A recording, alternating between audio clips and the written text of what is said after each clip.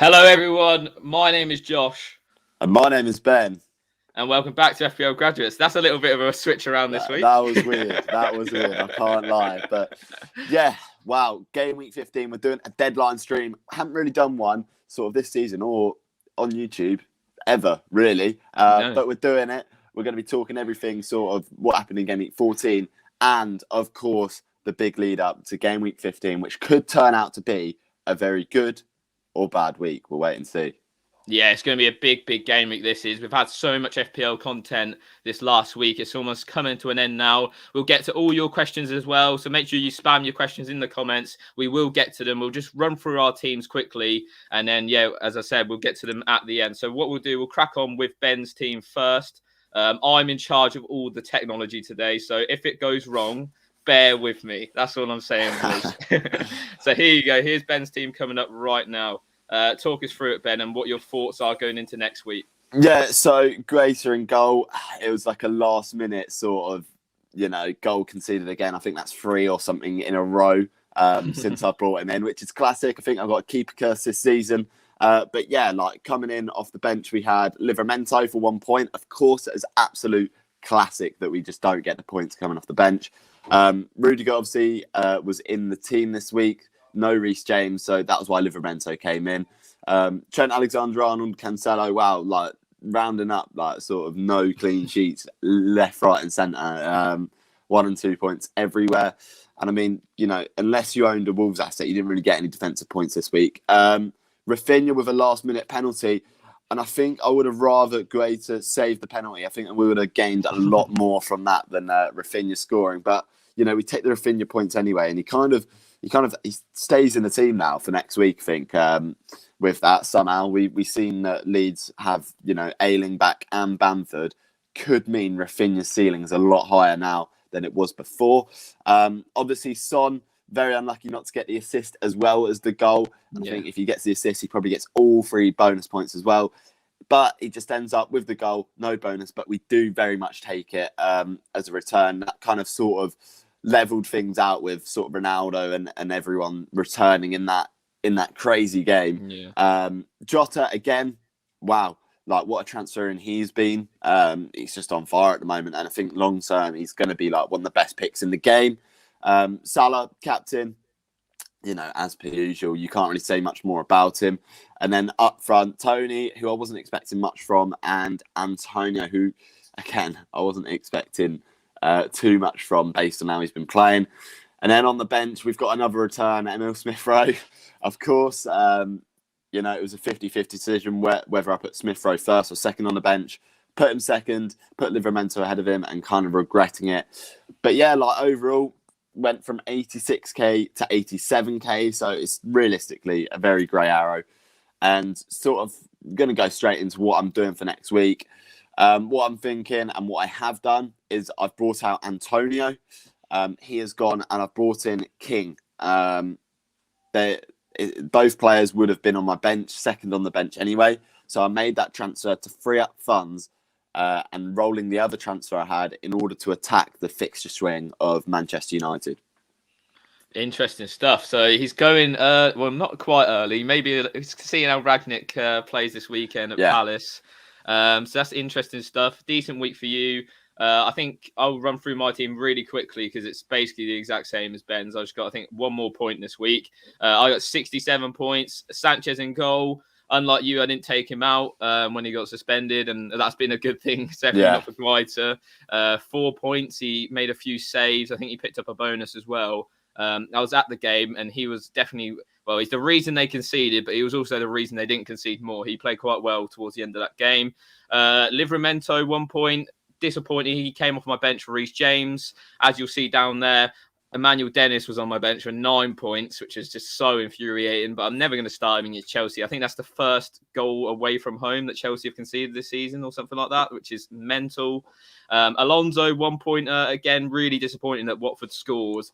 Obviously, Reece James, we knew was a bit of a doubt to play, but that would just put the salt in the wounds that Dennis was scoring. Trent 2, Cancelo 2, none of the big at the backs returned this week, which is disappointing. But then again, not many teams kept clean sheets this week. So you've got to bear that in mind. Midfield, 8-8-8 from Jota, Rafinha and Son. Really nice returns from all of them. It was about time Son returned, and hopefully he can get some more returns against Norwich. Captain Salah, 30 points, lovely jubbly. Gallagher, 1-pointer. Really not liking the way Palace have played the last couple of weeks, especially Gallagher. He seems to be playing quite deep, which is not ideal. He is on all set pieces, but can't really rely on that going forward. Tony with a standard 2-pointer after his 2 returns in a row. And that wraps things up. And I just want to mention, somehow Keenan Davis got a price rise last night, so I'm absolutely buzzing with that. So yeah, that's the team. Similar to yours, Ben. Shall we get to some questions whilst we wait and decide what we're going to do? It's 24 minutes now until the deadline. It's not long, is it? It's not long. Yeah. Get into some sort of questions. If any of you guys sort of have any last minute things, get them in. This is an interesting one. Jadon Sancho or Bernardo Silva? I'm going to let you answer this, Josh, because you've kind of been deciding between these two over the sort of next couple of weeks. Yeah, it's a tough one because obviously City have just got back. De Bruyne, Grealish, Foden, like all the boys have come back. So they have no real injuries in the attacking spaces. And I can see that maybe causing rotations to the likes of like Bernardo Silva. He's played like almost every game this season. And a few others, maybe you could see maybe Jesus getting a rest. Sterling's been in the team recently. So for me, I've said to myself this week, I'd rather wait and see what Guardiola does with those Man City players. And then I'd probably decide later on. But for me, Sancho, he should be playing pretty much every single week now. He's looked really dangerous in the games that he's played recently. He got the pass to assist twice in that Arsenal game. So he's looking lively. Obviously scored against Chelsea, scored against Villarreal. So yeah, he's in my transfer plans this week. I've yet to make my transfer, so I've got just over 20 minutes if I do want to hit that transfer. Yeah, we could see Josh make his transfers live on stream. But yeah, I think, to be honest, like Pep's saying that he's got most of his players back and the only one out is Ferran Torres. So it's like also that risk as well of Pep roulette. I know in recent weeks hasn't been there, but that's because he's not really had any options. But now he's sort of got the options. So I'd probably be leaning towards Sancho a bit more. Yes, Bernardo's showing the better form in my opinion, but Sancho's also showing good form and is probably more nailed as a result of that good form. Definitely. Right, we'll move into an important question here.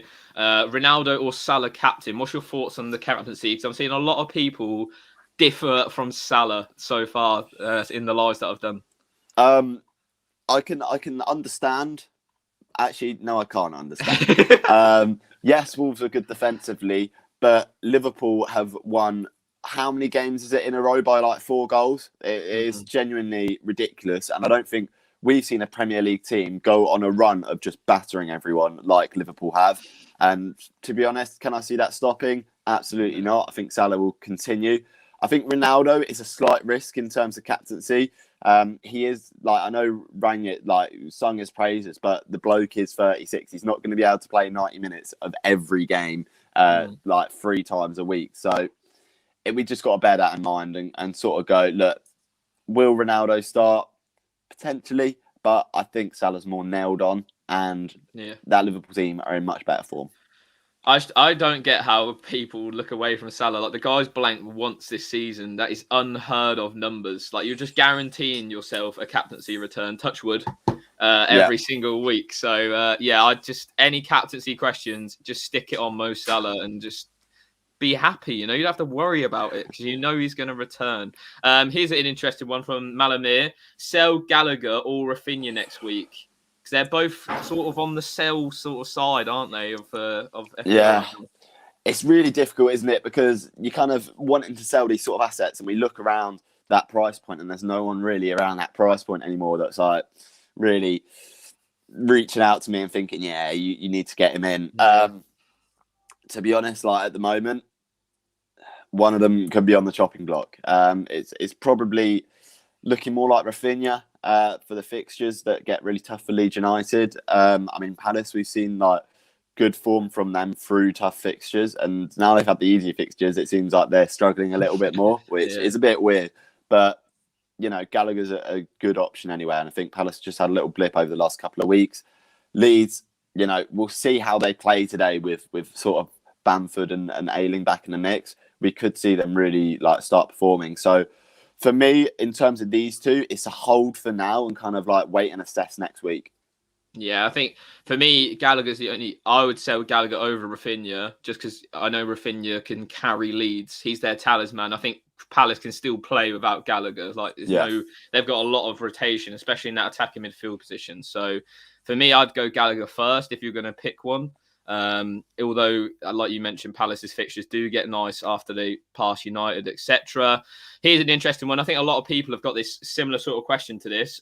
Who to bench out of Livramento, Dennis Gallagher, and Antonio? It's a very strong bench. Yeah, it is, and that's a very nice problem to have. I think initially, I would start Livramento out of all of those. So I assume it's one being benched. So Livramento for me is a start because Brighton at home, I think that's the highest potential for him to sort of return out of the others. In terms of the others, it's a bit of a difficult one. You'd like to start Gallagher, I assume, and then it's kind of just like a toss up between Dennis and Antonio, both with really tough fixtures, but which one you kind of want to have in. Yeah, I think for me, if I was choosing out of those four to pick one to bench, I would bench Gallagher. I think Antonio has always got the chance of scoring playing in West Ham's team. They create a lot of chances. Not really been at it recent weeks, but he will just, like the Spurs goal, he will just pop up and just score. He has the knack of it, doesn't he? And then Dennis, similarly, although he's overperforming like crazy on his underlying stats, I've seen FPL Twitter say Josh King's obviously the better pick with penalties. His stats are better, etc. He just seems like he just pops up, doesn't he, against whoever it is. Last 3 weeks, he scored against Chelsea, United, and Leicester. That is three tough oppositions. So I'm gonna say bench Dennis. I'm gonna say bench Dennis because City this season have conceded an average of 0.65 XG per 90, which is a ridiculous amount and is on course to break records, even better than that sort of Chelsea team who conceded 11 goals. So, it's conflicting opinions, but that just goes to show that these options they're all good options to start. And you can make a case for each of them. So if in doubt, even like if you have one of them first on your bench, like you got a strong player coming off the bench. Exactly, and there could be still rotation. We're unsure if like Reece James will start. He is available, but he might not start, and they might just offer to go with Aspi again. Who knows? So yeah, it's good to have a strong bench anyway.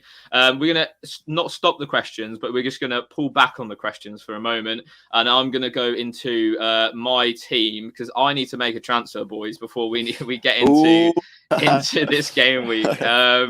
So obviously I showed it on TikTok Live as well, and we've mentioned it here. So I've got 3.1 in the bank. Obviously that's come from like Van Dijk selling and a few other players that I've sold, kept a bit of cash in the bank. I can go from Gallagher straight up to Sancho. If I wasn't going to Man United Crystal Palace this weekend, I would not do this transfer. But because I am, and I need a Man United asset in there, I feel like I'm obliged to. My thought process was to hold it and then go Son after Norwich, move him and Tony up to Ronaldo, and then maybe like Bernardo Silva. But I think I'm just going to have to pull the trigger because that is a big call for your season. Big call. It is huge, but I can't not go to Old Trafford under Ralph Rangnick's first game and not have a Man United player in my team. That is like I should be arrested. I'm going to bring in Sancho. I've been raving about Sancho, to be fair, as you've probably all seen on Instagram and what have you. So he's in now. There he is. He needs to come off that bench, that's for sure. Livramento can come off. We'll save the team. Make sure you save your team, boys. And I'm putting Dennis first up because I got bit by him last week. It's another big call. I got bit by him last week. I'm not getting bit again. So that is my team locked in this week. Sancho at home, Crystal Palace. Can he get his first home goal for United? Let's hope so. What's your thoughts on bringing in Sancho, Ben? Oh, it's a big call to make it, before sort of United's fixtures get real good and Spurs kind of turn as well. You know what? I don't mind it because you're getting on the bandwagon early where Crystal Palace, yes, they haven't been conceding a lot of chances, but they also, haven't played one of the big teams in a little while. So we'll see. I think Sancho's a good FPL pick. Based on his form over the last few games. We obviously don't know what sort of rotation Rangnick's going to sort of employ because it's a hard. I can't wait for him to be benched. It's a hard working sort of philosophy and it's a hard working sort of way of playing. So yeah, is that could result in sort of more benchings than usual and sort of a bit more rotation maybe over the Christmas period. But, Sancho's got that explosivity and, he could pop off at any time. We saw it at Dortmund.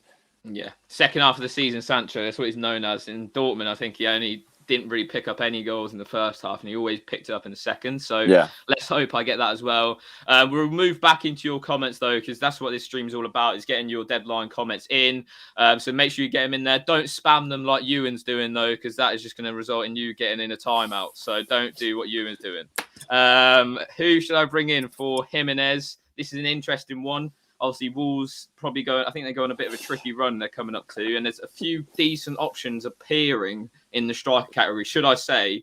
What's your thoughts in the forward category around Jimenez's price? To be honest, I'd be really tempted to sort of save the money and kind of downgrade Jimenez to someone in order for you to be able to upgrade to a premium elsewhere, whether that be Bruno Fernandes, Ronaldo. So, the likes of Josh King, I think is a good option. You're looking at who else? Dennis, maybe, although we got to be aware of AFCON sort of in the long term. So downgrading to sort of one of those cheaper players, Hwang, is an option. Their fixtures aren't great, but he is an option if you kind of want to go a little bit more differential compared to what everyone else is doing. I think downgrading Jimenez to upgrade elsewhere might be the play in this case. Yeah, I definitely think that's a strong option. I also think, though, Ollie Watkins is becoming an FPL asset again under Gerrard. He's looking quite lively. So if you didn't want to downgrade, he's equally just as good as an option. I think he went up in price last night, though, so you missed out on that. Matthew McGregor here. Gallagher's already hauled in Manchester this season. Be prepared for it again, Josh. Oof. Squeaky bum time on Sunday. Right, we'll get some more questions. We got 12 minutes until the deadline slams shut. Best Foden replacements. That's not Diogo Jota. That's a good question. Very good question. I'm going to say Bernardo Silva as one of them based on his form, although he knows rotation. And I'm going to go for one that a bit outside the box, but it is a bit more long-term. Jared Bowen of West Ham. I think their fixture is about to turn good. And he's kind of a player that I'm potentially targeting for next week as one of my transfers into my team. So, I like both of those players. Yeah, but with Bowen as well, he also seems to not get rotated. He was playing a bit poorly against Brighton and he didn't get subbed off. It's always Benrahma for some reason that comes off first. So I think he looks really good. His underlying stats, I think, pretty much match Antonio's as well, which is interesting because he's obviously about 2 million or so cheaper than him. Here we go. We're going Watkins going under the radar. What's your thoughts on Watkins? Do you think he's a good asset? You didn't really speak about him when you mentioned strikers. Yeah, I mean, I think, yes, he has gone under the radar, but we've only got sort of 2 games of data really under Gerrard to go off. So I think that's why I'm kind of holding back a little bit on sort of going for Ollie Watkins. I'm more intrigued by the Aston Villa defensive assets, especially when Matt Targett's back from his injury. I'm very much intrigued by that because Gerrard has set up his Rangers team to be a team that just doesn't concede. And I think we can already see that Villa's defence is so much more improved compared to what is with Dean Smith. So I think I'm more intrigued by the defensive assets that Aston Villa offer. There's always potential with that Villa team. Danny Ings is out at the moment, so that's why Watkins is kind of getting a nod. So it'll be interesting to see what Gerrard goes with when he has a full complement of players. But I'm personally kind of leaning towards maybe bringing in an Aston Villa defender. Yep. I'm going to bring up the next one now. Josh Morgan says, Son or Kane captain. My rank is rubbish at the moment. Don't think Salah would provide any benefit. What do you think about this? Because my point of view is that Salah, like if Salah hauls, even if he doesn't haul, everyone's captain is Salah regardless. Yeah. And you can still get you'll get a decent rank increase because you'll be getting points overall. Yeah. What's your thoughts on that? Would you think differential if you were at a poor rank right now? I honestly wouldn't because Salah's expected ownership will be lower at a lower rank, if you know what I mean. Yeah. The lower you get down, the less people that will have Salah. So if you're sort of thinking from 300-400k in rank, Salah's expected ownership might only just be a bit over 100% or whatever. It won't be anywhere near the 196% that me or Josh are sort of looking at the moment.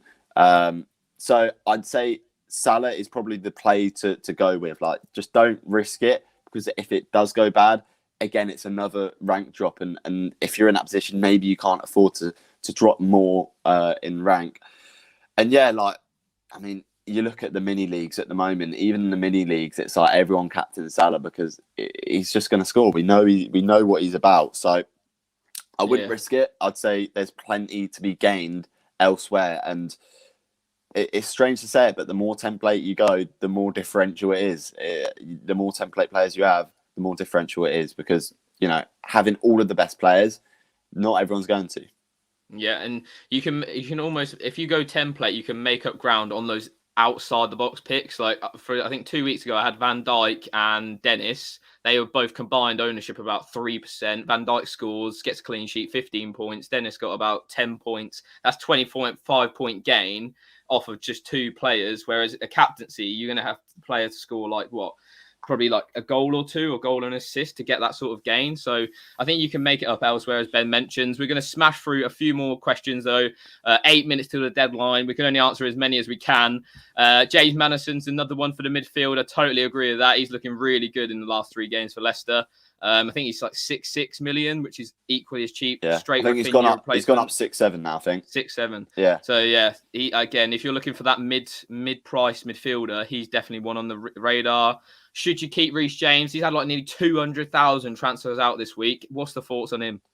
Oh, keep him. Like, everyone. Well, I shouldn't be saying keep him, because I want people to sell him. I want people to get rid of him. I think he's dropped in price, hasn't he?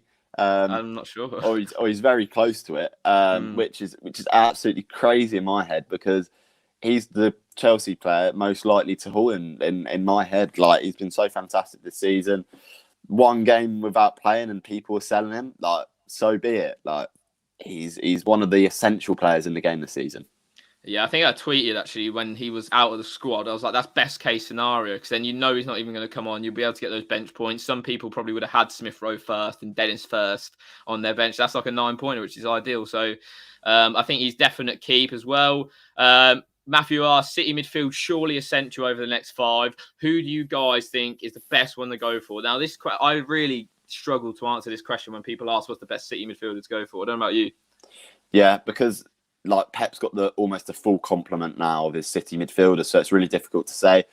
The only one that's really stood out in terms of his form is obviously Bernardo Silva, and he's looked fantastic in recent weeks. So the form that he's shown suggests that, you know, Pep can't really drop him in the vein of form that he's in.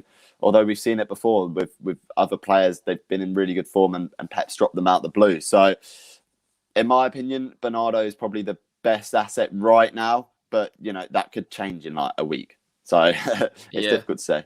If I had to pick one, I would choose Bernardo as well this week. And because also he's like one of the cheapest as well, so it doesn't really hurt you too bad. Like if you had like Sterling, for example, that's an expensive asset to get benched like every other week or whatever. So yeah, I think I'd go Bernardo as well, but just be wary of the Pep roulette, because it's coming. It's going to be coming hard in this upcoming week. Dennis, Pookie, or Gallagher to start? Pick one, Ben. Quick fire. Oh, who do Norwich have? They're Spurs, don't they? Yeah. And Palace have Man United. Gallagher. He's not back in United this week. Sancho or Foden to transfer first? Who you pick? Get in Sancho first. Josh has put the armband back on Salah. He has Son and Kane anyway, so they could help his rank. 100%. They will if they haul against Norwich and you haven't captained them, they'll still massively boost your rank, and you're covering yourself with Salah, so don't worry too much about that. Gallagher or Livramento, I imagine starting this week. Who would you pick? Livramento. Yeah, I definitely agree with that. Time to leave the Mbeumo train. I think that train left about 4 weeks ago, mate. Goldbridge is live and says Ronaldo could be injured. I've seen reports from quite a reliable source, Odds on FPL, if you want to go check him out on Twitter. Paddy, he gets early team news and stuff like that for United. He said he's a doubt, but he wouldn't be surprised if he plays. And I think Ronaldo, apparently he injured himself doing his celebration, is what I've heard. And he's tweaked his hamstring, but I'd be shocked if he doesn't play in that game against Palace, to be honest. Foden to Jota, and Jimenez to Dennis, ESR to Maddison. I wouldn't take all of them to take a hit if that's what you're suggesting. Smith Rowe's good enough to keep in your team for now, especially with upcoming fixtures. Yeah, I definitely agree with that. Bruno for Smith Rowe or Ronaldo for Jimenez? What's your thoughts? Ronaldo, hold it till next week. Yeah, definitely. Reece James or Livramento to start? Reece James. It's Reece James all the time. I'd be shocked if Reece James doesn't play. We'll get the team news in at 11:30. He'll play. He'll play. Yeah, I'd be shocked if he doesn't start, to be honest. Was there ever an Mbeumo train I've just seen? That's kind of funny. Reguilon in the move. I really like the look of Reguilon. I thought he played excellent against who they play? Who they play in the week? Brentford, that's the one. He looked really good going forward. He's been involved in one big chance every single game since Conte's took over. I saw on Twitter today. What's your thoughts on Reguilon? One that I was very close to bringing in, if I'm being honest. I was very close to going really good to Reguilon. Decided to stay with the Chelsea defensive double up for the long term, maybe. But if Reguilon continues his form, then it's an easy move for me to make. Yeah. Josh asked, do you think West Ham can cause Chelsea problems today? What's your thoughts on West Ham? I've seen this coming, to be honest. I said that they're going to drop off a bit. They've lost to Wolves. They lost to City. I've seen those results coming. Do you think it's going to continue, or do you think they can bounce back? I'd like to think that they can bounce back because I really like watching West Ham play this season. Yeah. They're a really nice team to watch. But it's Chelsea. It's off the back of sort of a really poor performance against Watford. So I can see Tuchel kind of getting into them and Chelsea really being up for this one and performing really well. So as much as I'd like to say that West Ham will cause problems, I think Chelsea's defence will hold firm this game. Yeah, I'd be shocked if they concede 2 games in a row, but it definitely could happen. West Ham are one of those teams that seem to thrive against the big ones. We've got 2 minutes to the deadline, probably less than. Any other questions? Jimenez and Gallagher to Foden and Pukki, or to Sancho and Broha? Can you not get like Dennis or King instead of Broha? I would say. They're around the same price. Maybe go for that Sancho and King or Broha. Not Broha, Dennis, sorry. Here's one. What transfers have you done this week? So I'll go first. I've done Gallagher to Sancho. Ben, what have you done? Antonio to Josh King. So there you go. There's our transfers this week. In January, African Cup of Nations, are you going to get rid of Salah? I was speaking about this on a TikTok live. I've heard that he will only miss 2 game weeks. But what's your thoughts on the African Cup of Nations? If he misses 2 game weeks, he's safe on my bench. Yeah, I think he has to miss like 3 or 4. 3's a push. Like I'd be tempted to keep him still because the amount of value. I think he's over. What is he? Over 13 million now. Yeah, he's a lot. He's expensive to get back in. Like you've made so much value in him. Is it worth upgrading Rudiger to James? This is an interesting one. What would you do if you didn't have Reece James? You've got both, don't you? Yeah, I've got both. It's a bit of a sideways move, but Reece James is so fantastic. I would probably hold that transfer and wait for the transfer swing and kind of make the most of it. That's what I'd do. Yeah, we got a few Brighton questions. We've got a minute to go to the deadline, so make sure you get your team saved right now. Otherwise, you'll be mudded for this week. But yeah, here we go. Brighton injuries. You think Broha's worth the 1 week gamble? Yes, I don't think Brighton are going to keep the clean. Oh, we've lost Ben audio wise. Can you hear us? You can hear us, but you can't speak. For some reason, I can't hear you. But I'll just rattle through some questions while you sort it out. Sanchez, a good choice for keeper this game week. Yeah, definitely. I've got him in. He's just sort of a set and forget until maybe Ben Foster comes back. But yeah, he's looking decent, I think, Sanchez. I'm sure Ben will be back in a minute. I'll ride it solo. It is the deadline, though, 11 a.m., so you can't make any more changes to your teams. So make sure you have a look, check it out. It's been a busy game week, man. I'm so glad this week's over with because it's just been so busy. Ben's back now. I'm here. Sorry. We can hear him now, which is good. We'll run through the last few questions, but the deadline has passed. It is slammed shut. No more transfers to be done. Are you happy with your team going into this week and the next few weeks? I'm a bit nervous for this week in particular. I think there's obviously a lot of my players playing away from home rather than at home, and I kind of prefer my team to play at home rather than away. But for sort of like next week and next few weeks, I've kind of got a rough plan of what I want to do, so I'm quite happy with that. And hoping to bring in some of the United boys. I've had a look at a couple of different assets to what you're thinking that I might bring in as well.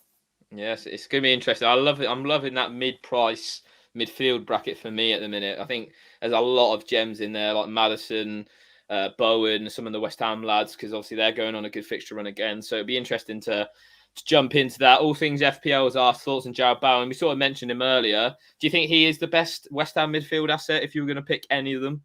I think he's the best value. I think he produces a better underlying stats than sort of the other midfielders like Ben Rama. Obviously, Ben Rama overperformed it at the start of the season. Yeah. I think Ben Rama's a really nice pick. Obviously, like you said earlier, he doesn't really sort of get many rests because he is, very physically fit, and he'll be able to carry on. So I like Jarrod Bowen, and he's got the potential to play up front. I said it before, if Antonio gets injured, Bowen will play up front. Yeah, we've seen it before. I'm sure we can see it again as well. We'll move on to probably the last question that we'll take, and then we'll call it a day. Make sure you keep tuned to our socials. On Instagram, we'll post the bonus points. TikTok, we always upload content on there every single day. So make sure you check it out. The link's in the description. Man United choices. We're going to rank it 1 to 3. Who would be your number 1 United? And then obviously down to the third best choice. Who do you think value for money has got to be taken into effect as well? Okay. Number one for me, Ronaldo, even at that price point. Number 2, Sancho, and number 3, we're going to take it outside the box. Dalot, if he starts. Cool. You haven't been watching Dalot earlier in the season. That's interesting. Daslow would be happy with that. He will. Yeah, that's cool. I think Dalot, if he does start, obviously 4 point whatever million he is, you can't say no. 4.5, yeah. But he defensively is awful. I don't know how they can class him as a right back. He's a right winger. But yeah, I think Ronaldo's got to be top. I reckon you could squeeze Sancho or Rashford in at 2. I think they could provide more value than Bruno. I know someone said Bruno's being overlooked, but like the goal he got, is he going to get that goal every week? I just don't think so. I think you will see a lot of pass to assist, a lot of assists from Bruno with Ronaldo in that team. We'll take one more because it's Glenn. Which team will score the most goals today? We've got Liverpool, City and Chelsea playing. Who do you think is scoring the most? The most goals is going to be scored by Manchester City. I'm going to go Liverpool because I'm just feeling that Salah, Jota, Trent triple. Yeah. Hauling all day. I don't mind that answer, to be honest, in terms of FPL. Wicked. So that wraps up today's video. Thank you, everyone, for joining in. It's been a mad one, actually. We might have to do more deadline streams because this was quite fun. A lot of really intense last half an hour until the deadline, wasn't it? Yeah, very, very much intense. Josh getting in the transfers about 5 minutes before the deadline, which is things that you love to see. And as always, thank you guys for watching. Please remember to like, comment, subscribe. I've been Ben. I've been Josh. And we'll see you guys later. Have a good game week, everyone.